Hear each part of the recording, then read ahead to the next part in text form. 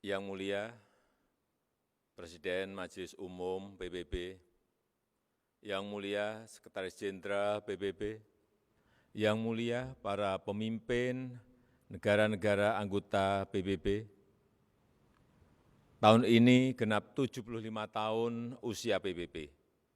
75 tahun yang lalu PBB dibentuk agar perang besar, Perang Dunia Kedua tidak terulang kembali. 75 tahun yang lalu PBB dibentuk agar dunia bisa lebih damai, stabil dan sejahtera. Karena perang tidak akan menguntungkan siapapun. Tidak ada artinya sebuah kemenangan dirayakan di tengah kehancuran. Tidak ada artinya menjadi kekuatan ekonomi terbesar di tengah dunia yang tenggelam. Pimpinan sidang yang terhormat, di usia PBB yang ke-75 ini, kita patut bertanya, apakah dunia yang kita impikan tersebut sudah tercapai? Saya kira jawaban kita sama, belum. Konflik masih terjadi di berbagai belahan dunia. Kemiskinan dan bahkan kelaparan masih terus dirasakan. Prinsip-prinsip piagam PBB dan hukum internasional kerap tidak diindahkan, termasuk penghormatan terhadap kedaulatan dan integritas wilayah. Kita semua prihatin melihat situasi ini. Keprihatinan kita menjadi semakin besar di saat pandemi COVID-19 ini. Di saat seharusnya kita semua bersatu padu, bekerja sama melawan pandemi, yang justru kita lihat adalah masih terjadinya perpecahan dan rivalitas yang semakin menajam. Padahal kita seharusnya bersatu padu, selalu menggunakan pendekatan win-win pada hubungan antar negara yang saling menguntungkan. Kita tahu dampak pandemi ini sangat luar biasa, baik dari sisi kesehatan maupun sosial ekonomi. Kita juga paham virus ini tidak mengenal batas negara. No one is safe until everyone is. Jika perpecahan dan rivalitas terus terjadi, maka saya khawatir pijakan bagi stabilitas dan perdamaian yang lestari akan goyah atau bahkan akan sirna. Dunia yang damai, stabil dan sejahtera semakin sulit diwujudkan. Yang mulia, tahun ini Indonesia juga merayakan kemerdekaan yang ke-75 tahun. Dan sudah menjadi tekad kami, Indonesia terus berkontribusi bagi perdamaian dunia sesuai amanah konstitusi. Indonesia akan terus memainkan peran sebagai bridge builder, sebagai bagian dari solusi. Secara konsisten, komitmen ini terus dijalankan Indonesia, termasuk saat Indonesia duduk sebagai anggota Dewan Keamanan PBB. Spirit kerjasama akan selalu dikedepankan Indonesia, spirit yang menguntungkan semua pihak tanpa meninggalkan satu negara pun. No one, no country should be left behind. Persamaan derajat inilah yang ditekankan oleh Bapak Bangsa Indonesia, Soekarno, Bung Karno, saat konferensi Asia Afrika di Bandung tahun 1955 yang menghasilkan Dasar-Sila Bandung. Hingga kini prinsip Dasar-Sila Bandung masih sangat relevan, termasuk penyelesaian perselisihan secara damai, pemajuan kerjasama, dan penghormatan terhadap hukum internasional. Palestina adalah satu-satunya negara yang hadir di konferensi Bandung, yang sampai sekarang belum menikmati kemerdekaannya.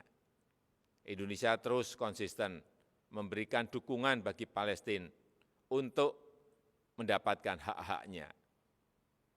Di kawasan kami sendiri, bersama negara-negara ASEAN lainnya, Indonesia terus menjaga Asia Tenggara sebagai kawasan yang damai, stabil, dan sejahtera.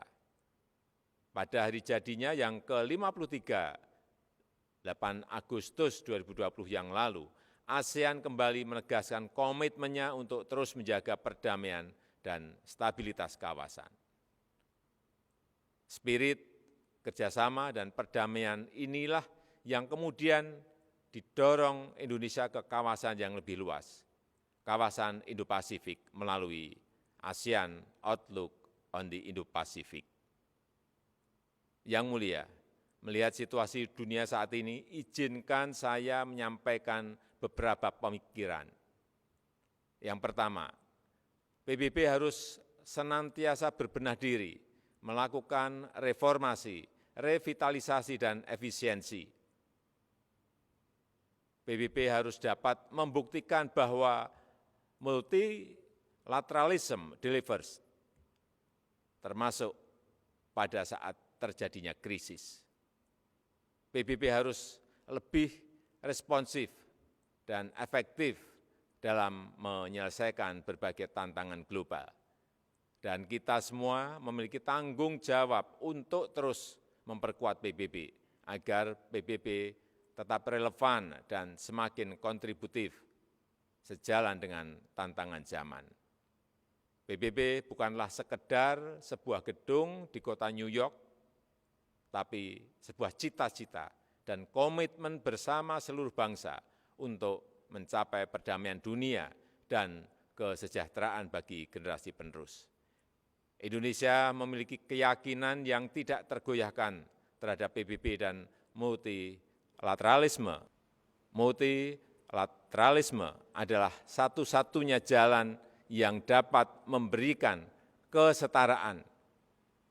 Kedua, kolektif global leadership harus diperkuat.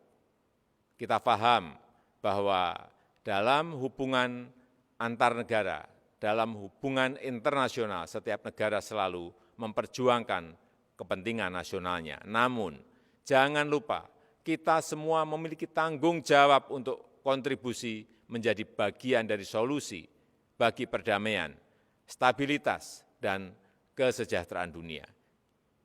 Disinilah dituntut peran PBB untuk memperkokoh kolektif global leadership.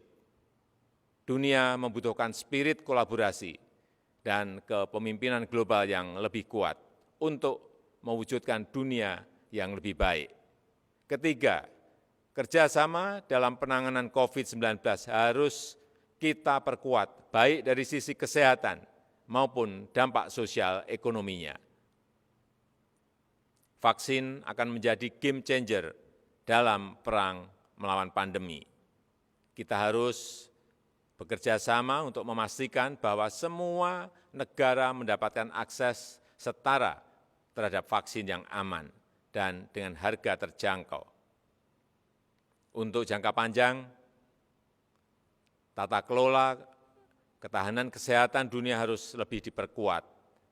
Ketahanan kesehatan dunia yang berbasis pada ketahanan kesehatan nasional akan menjadi penentu masa depan dunia.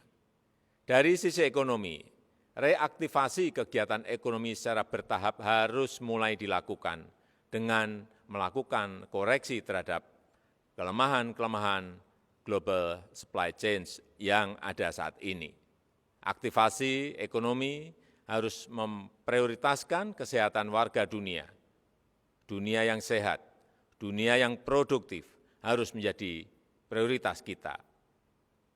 Semua itu dapat tercapai jika semua bekerja sama, dan bekerja sama. Mari kita memperkuat komitmen dan konsisten menjalankan komitmen untuk selalu bekerja sama. Demikian, terima kasih.